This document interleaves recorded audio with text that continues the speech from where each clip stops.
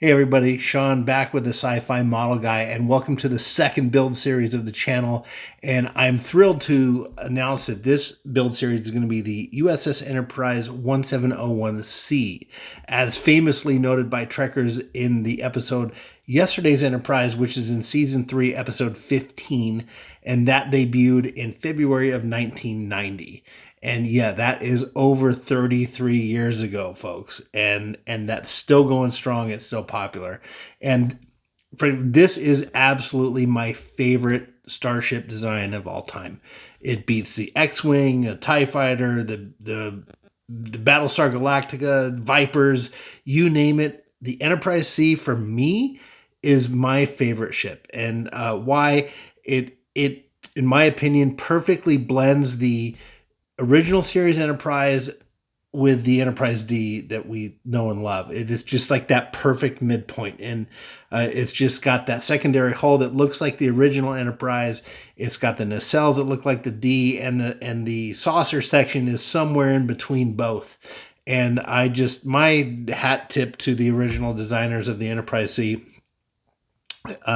Captained by Rachel Garrett, Ambassador Class ship. I could go on on and on about it. My favorite ship design of all time. So I'm thrilled to present this one. And another reason I chose this for the second build is because this kit from AMT was recently re-released. I think it was back in November of 2022. So it's currently available. And one of the things I'm trying to do on this channel is do kits that are available to you. I do have some older ones. I have a Maquis ship that I posted about, and I also have an Enterprise B from Star Trek Generations, the original the Enterprise B I found on eBay for $40-50, and I just grabbed it because it's impossible to find. Yeah, you can find Excelsior class ships, but you can't find the Enterprise B, and I really wanted one. Maybe one day I'll do a build of that on the channel, but I want to build stuff that you guys can build along with me. And so I chose the Enterprise C because it's a recently re-released, and it is a translucent or a clear model. So it really lends itself up to lighting the same way we did with the Enterprise 650 build, where we scratched out the windows and let the light kind of come through the plastic. This build, because it's translucent, is actually more suited for that. The model actually says great for custom lighting. So it's built with that intention. The model stand actually is the tube that has it is hollow to allow the wires to go on. So when they designed this model, they did it with that intention, knowing that model makers were going to be lighting this. So for a couple reasons. One, it's available right now. Second, it's just my favorite ship. I couldn't wait to build it. I actually purchased 5 of these guys. I like this ship so much, I bought 5 of them. So I'm going to show it. And before I show the box here, you may notice that things look a little bit different here, because I realize that when I'm filming this thing, the camera is backwards. I don't ever have really anything with writing on it, so I don't notice it. So anyway, you're going to notice this image is flipped. And with that being said, so here's the kit. It is from AMT, round 2, and I ordered it from their website, or again, ordered 5 of them. It is a 15-inch long model, and it comes with the decals for the battle damage if you want. I personally do not want to do the battle damage on this one quite yet. There's great decals for it. The battle damage is actually from the episode Yesterday's Enterprise. If for you trackers out there, you'll know this, but for anyone else, there's a whole bunch of scars and burn marks and things that you can do. I may decide to do that with one of these models, but I think if I'm going to do that, I'm going to do natural weathering damage. I'm not going to rely on the decals on that. So that'll kind of be a cool video to do sometime in the future, but not right now. We're going to do this one clean, like the ship is just going to Narendra 3 to fight the Romulan warbirds, as in the episode. So with that, I know this is a long intro video, so bear with me. And I'm going to show here, this is a kit that I did some time ago. It wasn't a clear model. This was one I bought off of eBay long time ago, and I finally got around to building. It's actually the first model kit I ever lit, And I'm going to show it to you with a couple of disclaimers. Number one is it doesn't light up anymore. I didn't do this the right way. I didn't mount it the right way. The wiring got messed up. It doesn't turn on. And instead of throwing it away, I kept it because I think the overall build is nice. It's nice to look at, but when I see it, I'm a little bit sad because I know it used to light up so nicely. But I did do some things differently then that I wouldn't do now. So with that, I'm going to just show it here. So this is the Enterprise C. It's a nice model. I think the paint job is pretty on point. It's a light blue. It's very much in line with the Excelsior class, which had a lot of blue paint, a lot of blue tones to it. There's some various light blue gray tones here versus the hull gray, and overall nice color scheme. It's nice, but I don't know if I would go with this. This is actually what the model paint guide calls for. And if you look at the ship online, you'll see that it is that color. But in the episode on the screen version, it does look a little bit more gray. And I'll plug in a picture of that right now. And there you go. That is what the ship looks like on screen. So on future builds, I'm going to be doing, or at least on this build, maybe a little bit more of a darker tone to it, just to get it just a little bit different, a little bit more to my personal taste. As you know from the last build in the 650 Enterprise, I did, light up the nacelles, and which obviously wasn't true to canon. So on this, I'm just going to do that a little bit different. I just want to do it the way I kind of want to do it. I've got 5 of them. I can do it to show accurate, as they say, and to model accurate. Actually, if you are interested in the original model of this, there's a great video. If you look up Adam Savage's channel, who is the gentleman from Mythbusters, he has a great YouTube channel where he builds things. He actually started his career as a model builder for movies and TV shows, and he's got some great videos on that. Definitely recommend checking those out. They're a lot of fun. But there's one episode where he actually gets to go and see the original Enterprise C model that was up on auction, and he's just nerding out on it, and it's just so awesome. I wish I could have been there with him. So if you go find that link, maybe I'll find a link and put it in the description if I can, if YouTube will let me, and go check it out, and you can see the color schemes on it actually don't really look like what's on the screen. So that being said, anyway, long intro to this, but I apologize. But again, this is my favorite ship. You can see on the smile on my face, and I'm just thrilled to do that. And with that, let's get this show on the road. We're going to do a top-down unboxing like we did before. And again, thanks again for watching. Hope to see you along, and happy modeling, everyone. Let's go.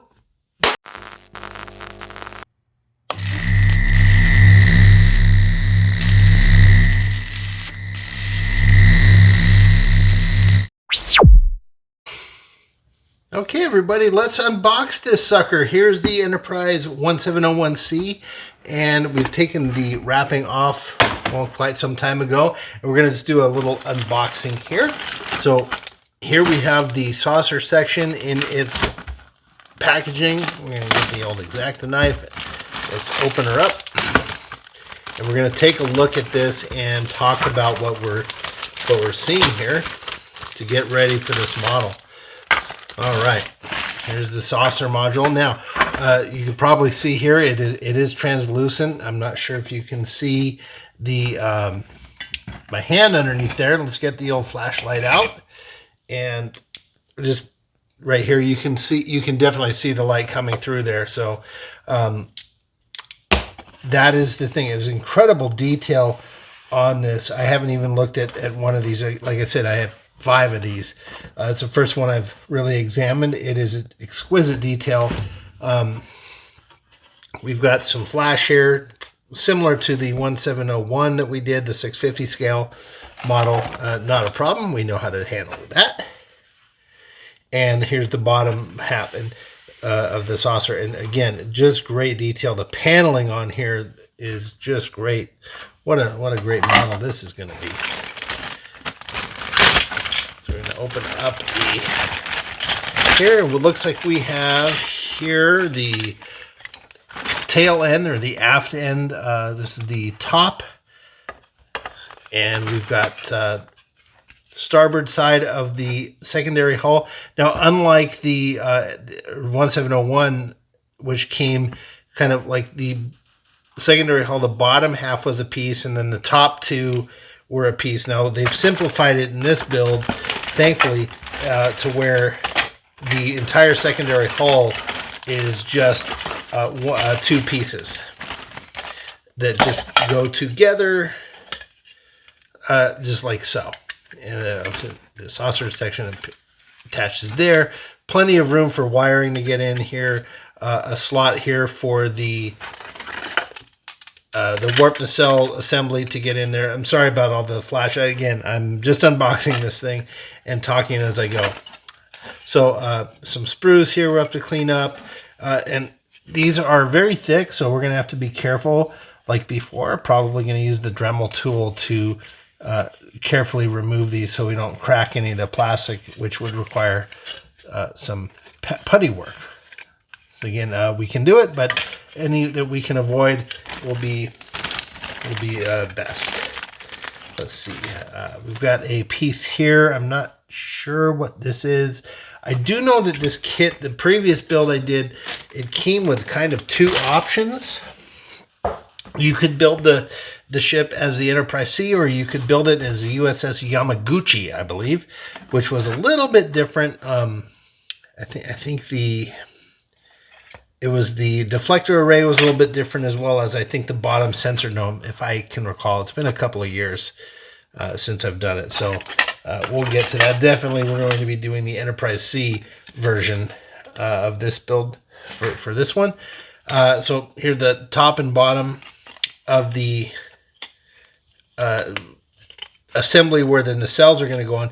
Now, this is a really nice that they did this in two parts, because as you can see, it's a very simple thing. They could have done this in one piece. However, doing it in two allows us to run wires in here. So we're going to end up digging a channel through this bottom part to lay wires to go up into the nacelles to light them.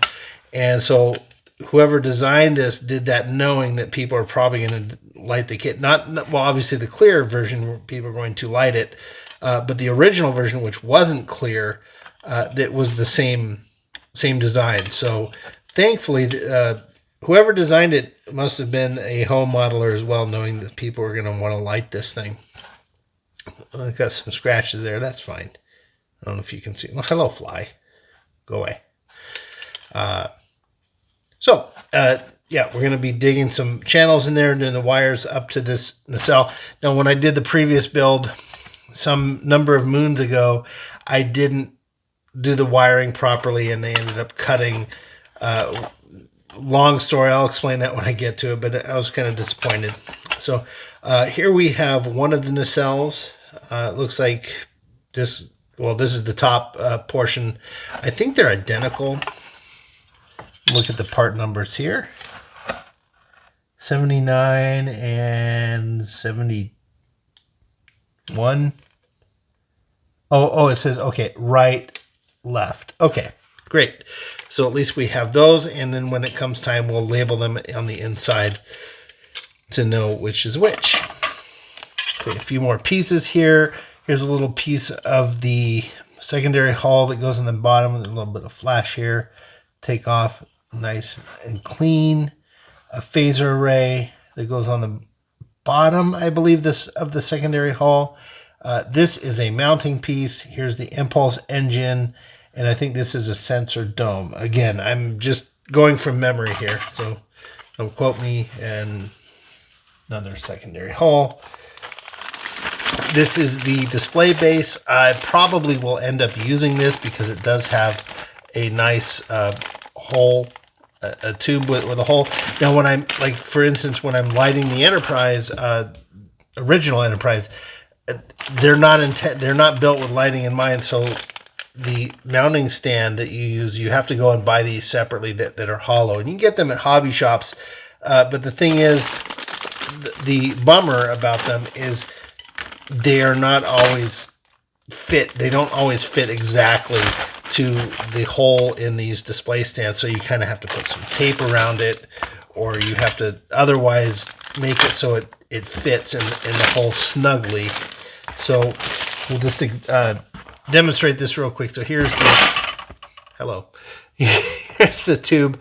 You can see there's a hole right through there where the wires are going to go through, and you just mount it through there, and that's nice and snug. It won't rotate and spin around.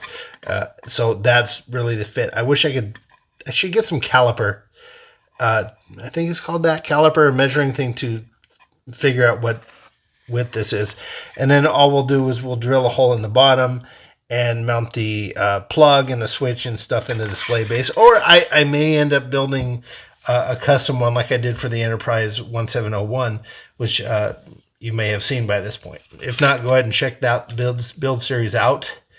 It's all on there on the channel, but we may just go with this for this purpose. Anyway, so that's the pieces of the kit. Instruction manual is pretty straightforward. It goes through the different options. So here's the Yamaguchi versus the Enterprise C. So I'll have to figure out which one that is, and everything else is pretty straightforward.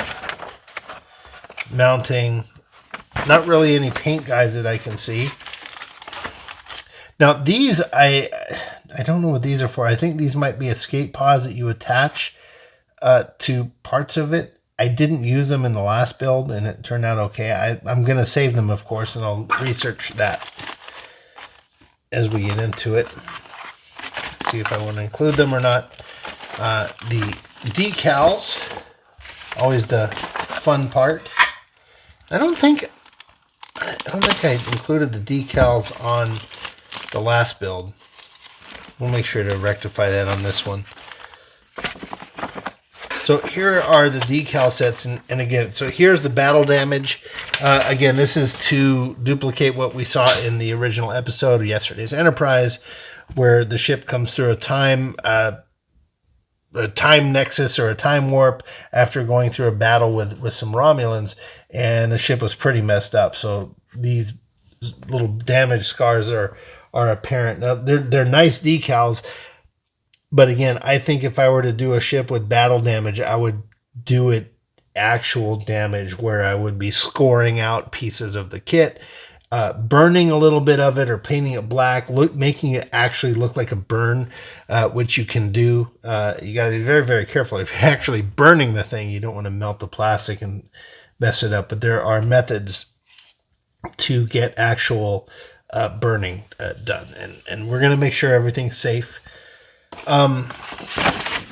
Basic, aside from the battle damage, the decals on this kit are very basic. There's not very much to it, thankfully. Although I love putting decals on, I like it when I get to that stage. When you get so many decals on a kit, it kind of gets tedious. So those of you who have done kits with a lot of decals will understand and appreciate what I'm saying there. Different registry numbers and names, Yamaguchi, Enterprise. We've already talked about that, and that's pretty much it.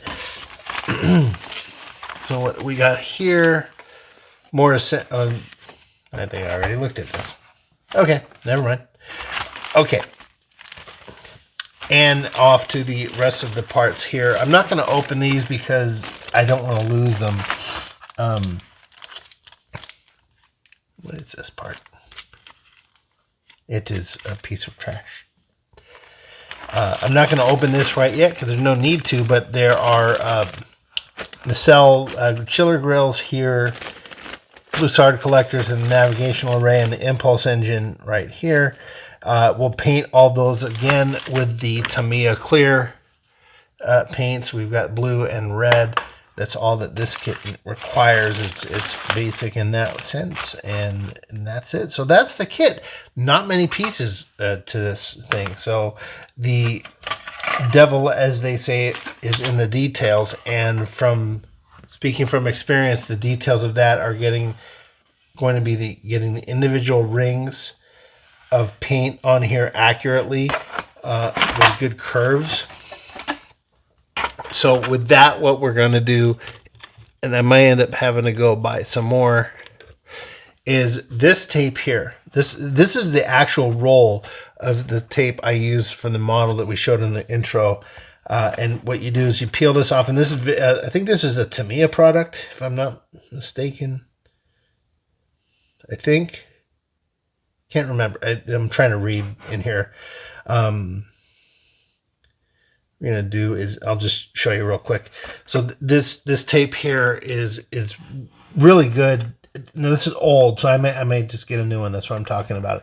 So what you do is you kind of lay it down, and then you can easily. I'm doing this very quick and dirty. You can lay it down and curve it, and again, this is horrible. But you can see the curve. I did this just extremely fast. But if you want to paint in circles, you can do that with this.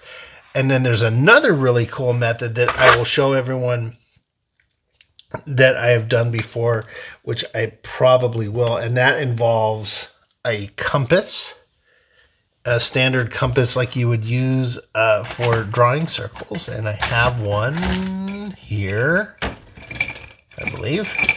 Anyway, as I'm blabbing, trying to find, here it is. Okay, I knew I had it. So just a compass. You just get these things and you put a pencil in one end and you do the diameter and you draw a circle. Whoop.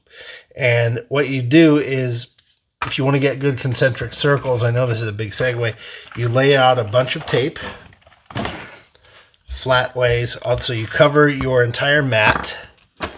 Sorry, I'm just doing this impromptu, real time. You lay out your tape here, and then you get your compass, and you draw a circle in the tape, and then very carefully use your X-Acto knife and cut it out. And then you can use those to make masks that are perfectly circular to the exact size you need. We'll demonstrate that as we go. I just kind of wanted to mention it here and make a mess in the intro unboxing video. Aha. Okay. Well, with that, we're going to go to the next step here. And unlike the last series, everyone, when I'm going to be doing these videos, I will know exactly where I'm stopping, where the next video is going to come into play, and where the next segment is going to come into play. I'm going to keep a timer. So that was one of the things I've learned from doing the first video. And with that, let's get on to the next section, where we're going to start taking the bits off of all the sprues off. We're going to be cleaning it up and getting it ready for painting. We're going to get it ready for lighting, talking all about those good things and where we're going to put our lights and how we're going to make the lights show out of the model. How are we going to attack that? So if you haven't done a clear model before, this is going to be a great video for you. So stay tuned, and we'll catch you up on the next segment, everyone. See you in a minute.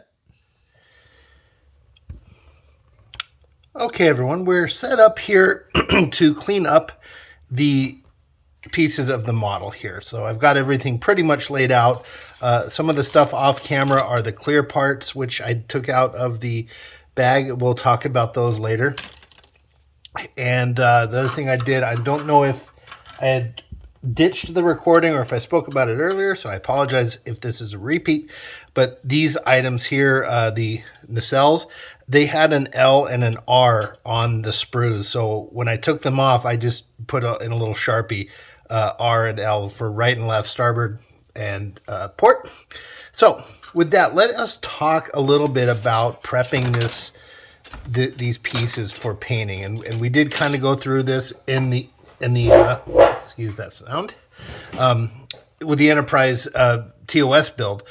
One of the things we talked about was using this double-aught steel wool. And what we do with this is we kind of scuff the plastic a little bit, and that way it gets rid of a bit of the sheen and the oil, and it kind of gives the surface a little bit better chance to bond with the primer and the paint. So I have gone ahead before off camera, and I scuffed inside here. So I did, I'm going to demonstrate it here. It's not really super rough. I'm not putting a lot of pressure. I'm just going in circles all over here to give it a scuff. And the reason we're doing on the inside of this model is because we are actually going to be painting inside for light blocking, because again, this is a clear model. You can see through, it's very transparent. So we're going to have to really light block this thing.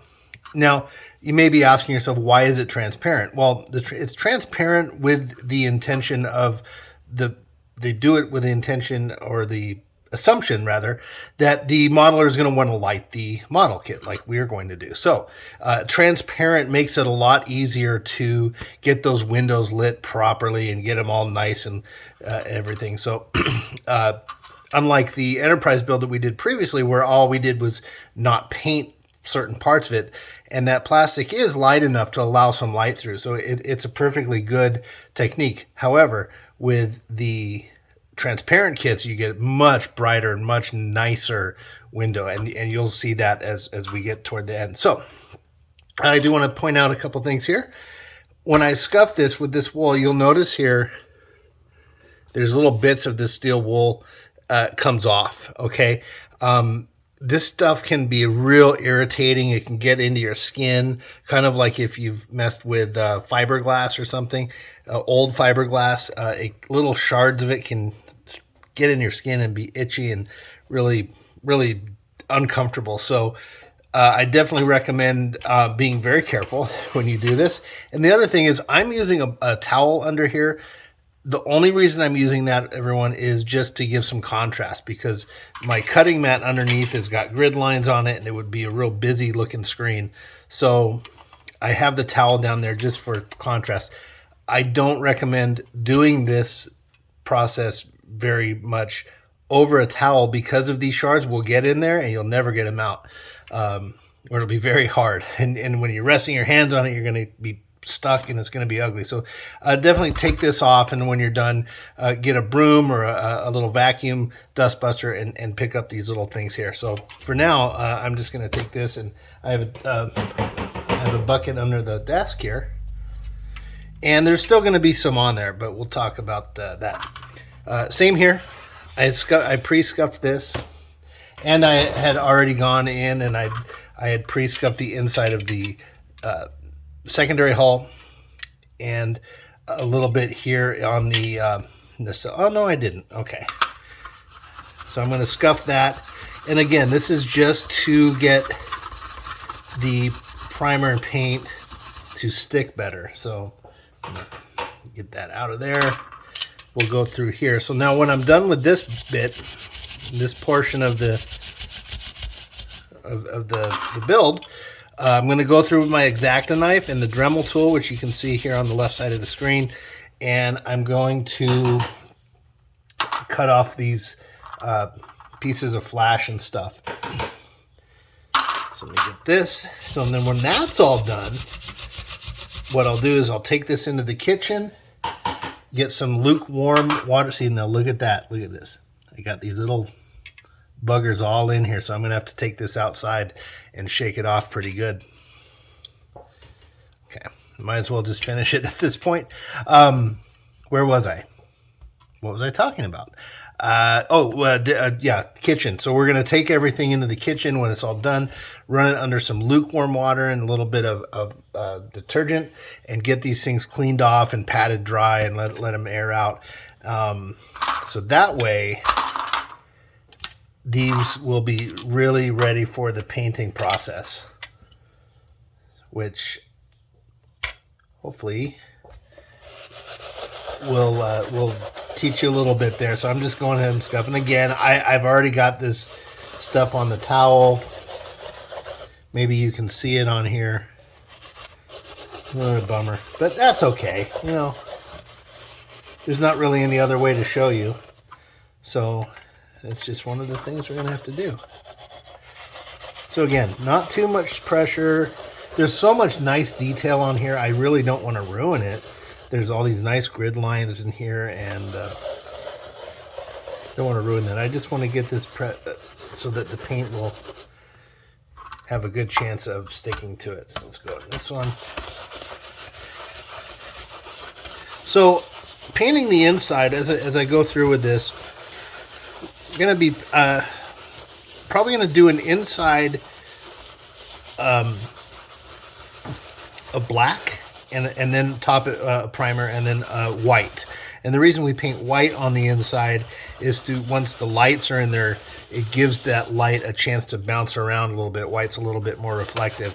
I do see some folks out there, they'll paint the inside like a silver, like a very reflective paint, and that would work too. But for this, since it's a translucent model already, I don't see the need to do a silver paint. In fact, I've never used a silver paint on the inside of the models for reflection. I think it's just something some folks choose to do, and it's a perfectly valid technique. There's absolutely nothing wrong with it. The models turn out wonderfully. So I don't know about the price of those, maybe just as much. So, you know, experiment on your own. So, okay. When I'm all done with this, what I'm going to do is I'm going to stop the camera, take this thing outside, shake it off, and then what we'll do is we'll come back and I'll take the flash off, and we'll talk a little bit about that. Because although it is a simple process, I do want to kind of go over that with you because it is important. There's that. Just a few more little pieces to go here, and then we'll be set. So meantime, what should we talk about here? Trying to think of some things to talk about. Here we go. So we're going to be painting the inside of an interior coat of black, interior coat of white. Now, before we do that, though, you might think, how are you going to not paint the windows? Well, from underneath, you can kind of see where the window groupings are, and I'll get to that when we start masking. And all you do basically is take a thin roll of tape, which I had here. I'll just use this as a sample. It's thicker than this, so it's that other roll that I have. And what you do is you just mask off on the inside of where the windows are. There goes the car. You mask off the parts where you want windows lit, and then you paint. When you're done painting the inside, you take the paint off or the tape off, and there you go. It's easy as that. Now,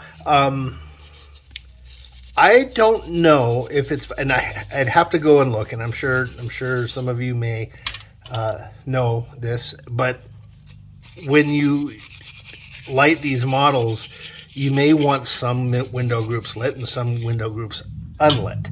Now, due to the nature of this plastic, because it's translucent, what you might find, I'm going to just take the flashlight here. When I put a flashlight under here, you'll see there's the bulb of the light, but you can see the light is bleeding through into these areas as well. It's like the light is spreading through the plastic. So I'm not really sure how well it would, or how easy it would be to block out certain windows. I think I'll try. We'll give it a shot. Of course, we'll be not masking certain window groups, and we'll give it a shot. We'll see how it turns out. Okay, so we're done with this, and then just finish my thought here, and we'll take a quick pause. Once everything's painted, you paint the inside, you get the lights in, you paint the outside, the colors you want. Then you've got the windows, and what you do there is you just take your dental pick or a toothpick. I like the dental pick method because it's sharp, but it's not cutting sharp. And all you do is you go through and you just gently scrape off the paint like this, just gently. And with this, you can get very good control. It comes off beautifully with this method, and that way you're not drilling holes. Now, the other model I showed you in the beginning of the video, the completed one, I didn't know what I was doing at all back then, and I used a drill on my Dremel, and then I used this little guy here, which is actually a pretty neat, it's a pin vise, I think it's called, and you put a little small drill bit, and you can do drilling by hand, just twisting. pretty neat little gadget, but I haven't used it since then, but I like that I have it. So, okay. Well, all the scuffing is done. I'm going to get this cleaned up a little bit here, and then take it and shake this thing out and come back, and we'll talk some more about taking these flash items off, because I do want to discuss that a little bit. There are some important points. That being said, we are stopping, and that's it for now. We'll see you in a few seconds. Okay, we are cleaned up now, and as promised, we're going to be doing a little bit of more taking off the little flash and little bits of plastic here, using the old Dremel tool and the X-Acto knife. So, excuse me. So with that, we're going to start with the old X-Acto knife, and this is going to seem very tedious and very boring, but as we talked about before, we want to be really careful on this part. This is such an easy part to gloss over because, again, it's boring. It's not, it's not jazzy. It's not painting. It's not putting decals on. We're not wiring up, making it look cool. We're literally cleaning up kind of junk. But that is all true. However, we want to make sure we take extra time, especially if you want to light a model, a little extra time spent on this step, on getting the model prepped for gluing and prepped for painting, and getting all these little bits and nooks off that you can will result in a much cleaner product at the end. And you're going to be thankful you just took those extra few minutes to look at these from every angle. And you can see I'm turning it, looking at it in different light. I'm going to turn the light there a little bit. And I had done some of this before, so if it seems like I'm rushing through this at all, it's because I had already taken a little bit off on another attempt at a take here. So here's a little bit here. I haven't run across anything where I'm going to need to sand for yet, although I might. So if you recall from the previous build series with the regular 1701 Enterprise, the 650 scale, there was quite a bit of sanding needed. But again, that model kit is a very old design.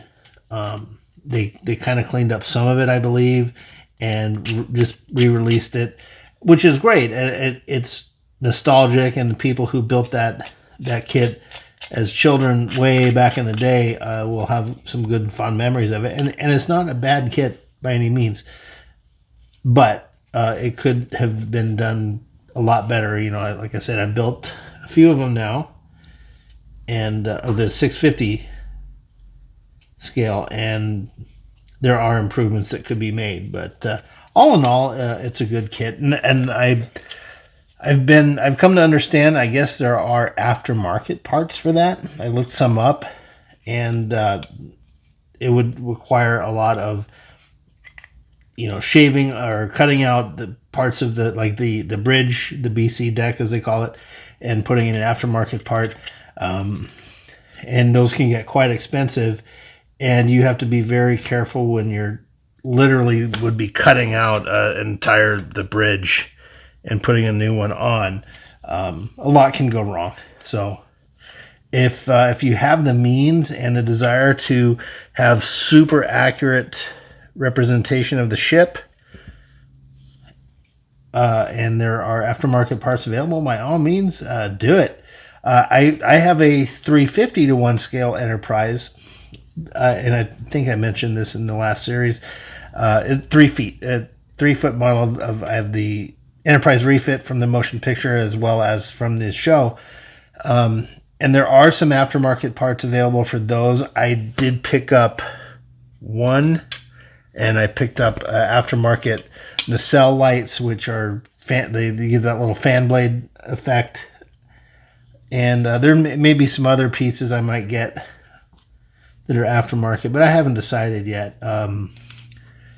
For the 3-foot model, obviously, I would probably be more inclined to get aftermarket parts to have it more screen accurate. But maybe I won't. I don't know. And there's a lot of aftermarket parts for the refit. People have come up with some really great improvements to various pieces of that ship. And they are available if you look for them. Just look for aftermarket Enterprise model parts, and you can find them pretty easily. I think HDA Model Works carries a good supply of those things. A lot of aftermarket pieces, a lot of masking sets and decal sets that Jerry over there does. I think he does them himself. I've ordered several from him, and they're just absolutely wonderful. If you order anything from HDA Model Works, you will be quite pleased and satisfied. And no, I'm not sponsored to say that. Jerry is my go-to, and he always writes a thank you on the order in person. So great outfit over there. Okay. I'm just going through, like I said, slowly and making sure that I get all these little bits off that I don't want. I don't think that. Yep, that's just a piece. One of the things you can do if you're going through this, you could just take the sharp edge of your blade and just scrape like that. You can hear it. And if you see here, I'm shaving little minuscule bits of plastic are curling off. That's good to kind of get it clean. Also, if you've just painted, that's a really good method to get the paint off of the part where the glue is going to go, because we mentioned before, you never want paint on where you're gluing. So if you've primed it or anything, you want to get that off. Okay. We're good there. I might take a sander. So these ones here, these nacelles seem a little bit rough, and I think that's where they were connected to the sprues. Oh, speaking of sprues, everybody. So if you recall back in the 350, or sorry, the 650 build, we added sprues in the nacelles to make a little stand for our LED light, or the SMD LED light, to light up the Bussard collector. I'm going to be doing the same thing with this one. So I'm saving these. Always save your sprues. Save every bit of your kit until you're done with it. Even like this, I've several times thought, oh, I'm done with this, I'll throw it away, and it turned out there was a little tiny piece on there I needed. So don't be in a rush to throw it away. You've got a box for that stuff. It all fit in there to begin with, so just keep it in there. You'll be thankful you did at some point. So anyway, yeah, I'm going to build a little ramp of sprue here to put a light there, so it will be in the center, right in the center of here, and light the Bussard collector evenly. So we're saving all those. And I think here I went through this one before, and that's good. So I think we're okay now. Let's go to the Dremel tool. I think this whole video might end up just being prepping the model. Okay. So these are the big ones. We've got a big piece there, a big piece there, a big piece here and here. You can probably hear some neighbors talking outside, so sorry about that. And what I'm going to do, so these are thick. If I were to bend these like this, or even use the nippers, where are they? Here they are. If I were to use the nippers here, what that was, just the squeezing effect there could cause a whitening effect on the plastic, and it kind of stretches it, or it does some weird stuff. And I don't want that to happen, especially right on the saucer module. This is some pretty fine detail I think it's like a sensor array. I think that's what that is. So what we're going to do is use the Dremel tool, and I've got the cutting disc on here. So if you have one of these, this is a good use for the cutting tool. The all-purpose cutting disc is to get these off. So I'm going to turn it on here, and we're going to just lightly, slowly cut these off, and I'll turn it around eventually and then go. Well, actually, maybe I'll start attacking it from this side because I can see it. So, okay, here's some noise.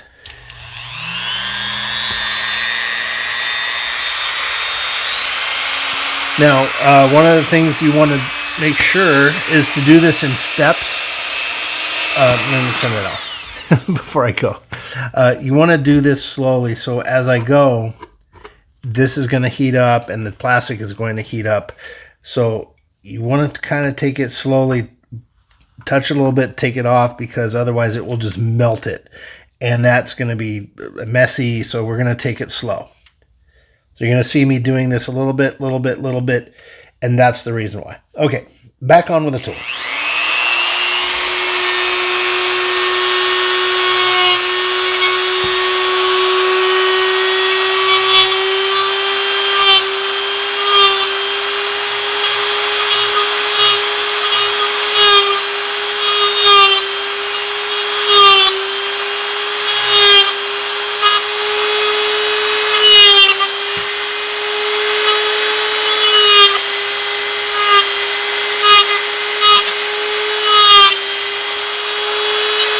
Yeah, I can smell it burning even now.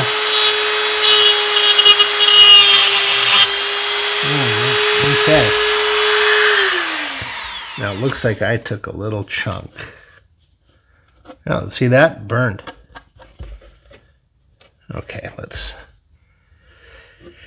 see where I messed up here.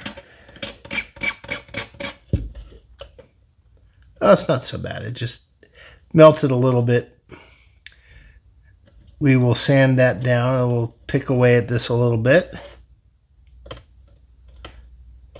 Get that burnt bit off.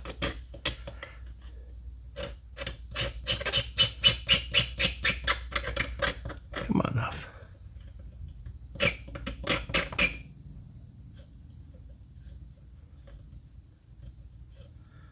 Again, this is a boring part, but a necessary part.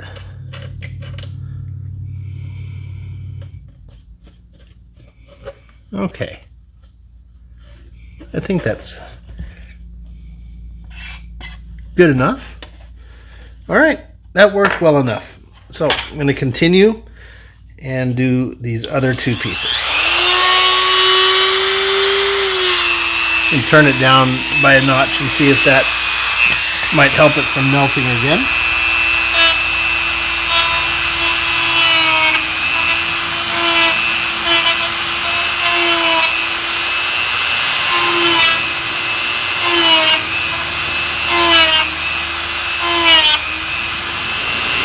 So on this time around, I'm cutting a little bit further away from the edge. I don't know if you can see that. That way, if I mess up again, it may not be as permanent, or it's hard to fix, rather. Let's see, there's a little burn one. See how quickly that burns.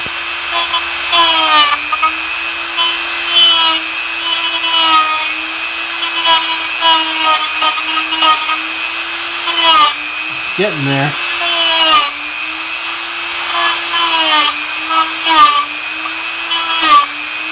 Sounds like we're at a dentist's office, doesn't it? Alright.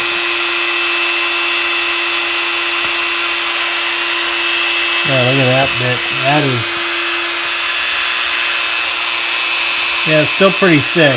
I was thinking maybe I could use the X-Acto knife for this part, but no.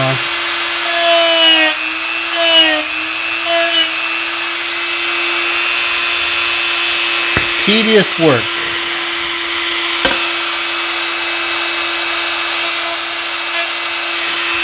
go back to me. So when you're doing this, you want to maybe continue looking at it from multiple sides and not get too lost in it. So I think, I think I'm going to cut it there.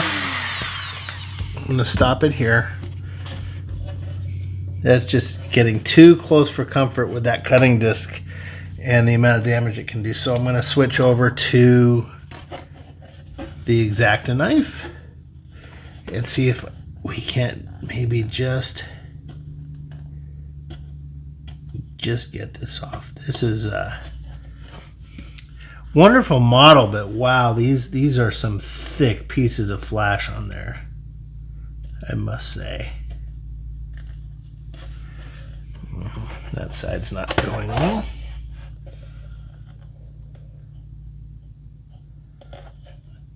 Yeah, I could be digging in really, really hard on here and probably getting this much faster, but I'm trying to demonstrate here how a low or a slow approach is often better, because you can never put the plastic back. You can always take more off.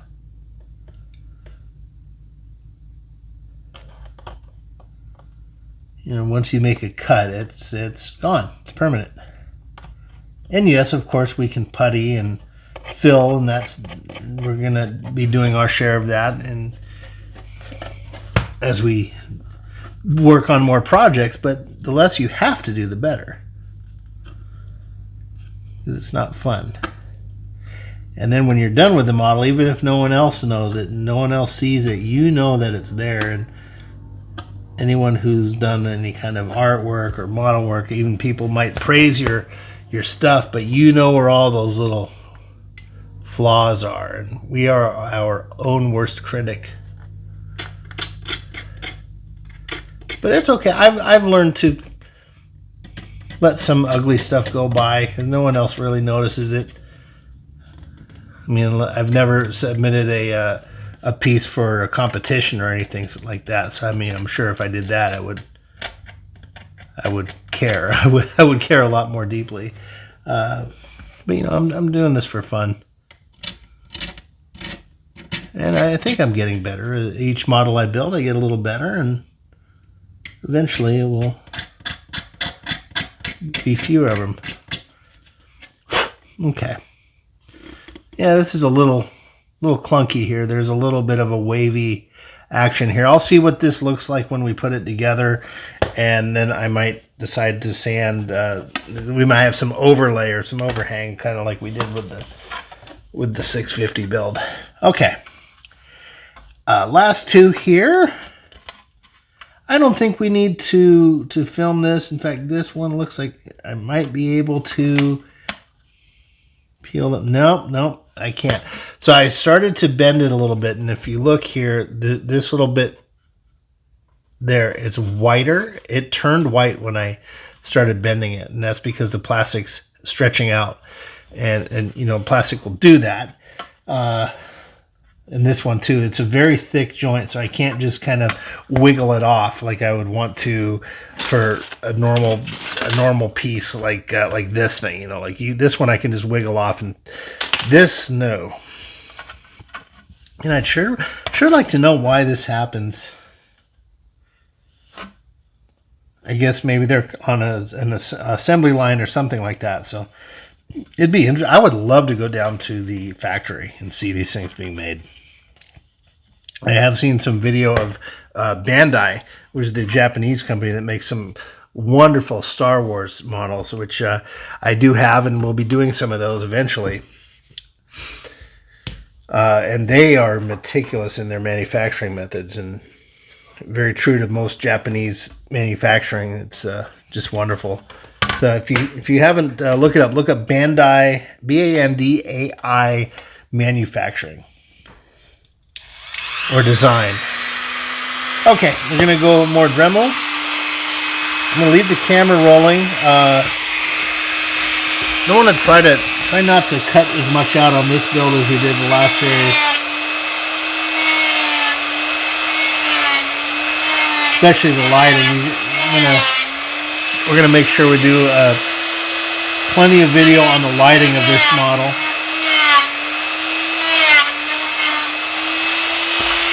Okay. Yeah, that's okay. I'm going to have to sand that. Kind of ugly there, but I don't think the nippers would have done any better there.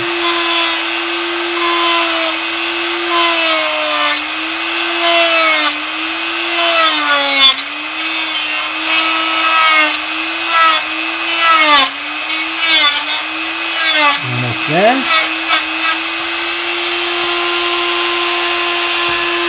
Okay. Yeah, that one melted on me. It was a little gooey. Yeah. Ooh. Oh, okay, we can Dremel this off a little bit more. We go much lower speed now.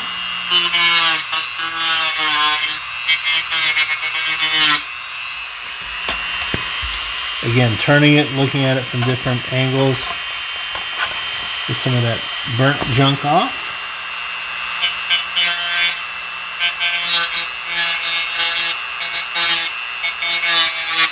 Okay.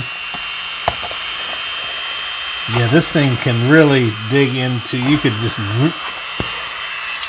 put a chunk out of this stuff if you're not careful. So it's always a little scary to use that thing, but it works great. All right, let's put this thing together and see how we done did. So that's the back. Okay. All right.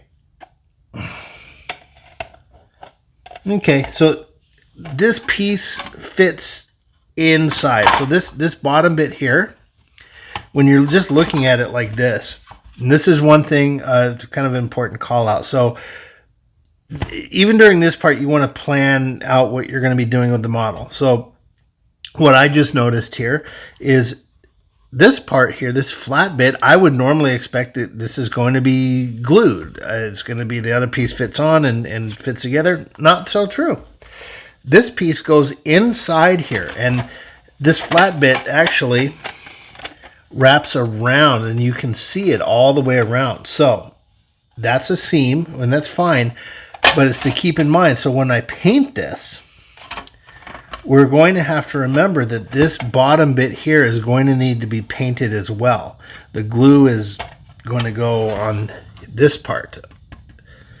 So that's just a little note. I ran into the same thing with the Enterprise E build. It works the same.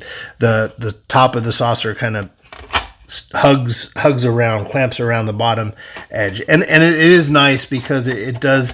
When you're looking at it head on, this way, you don't see a seam and there's less light leakage. So I think it's actually a better design, but you got to keep that in mind. So that's going to have to be painted the hull color, one of the 3 hull colors of this kit, which we'll get to. Okay. Well, everybody, that is going to do it, I think, for this video. I've been timing it. I think we're probably around 50 minutes at this point, and this is a good stopping point. And our next video, now that we've got this all done, I'm going to take it into the kitchen, and like we said before, and give it a bath in some lukewarm water with some dish soap to get all the oils from my hands and everything off of it. And then what we're going to do is prime the insides, and we'll have a whole section of that, of masking the windows where we want them, and that's going to be some fun. So I'm going to have to figure out how we're going to film that and demonstrate it while we still get the thing done. Obviously, I'm not going to mask the entire thing and do that, so we'll do enough to where you can learn what this is about. And with that, signing off for this Chapter 1 of the USS Enterprise 1701 C build, and I think this is a 1400 scale. I didn't even mention that before. We'll talk about it, and it'll be in the description. So, all right, folks, thanks again for joining me, and we'll see you in a few days with Chapter 2. Take care.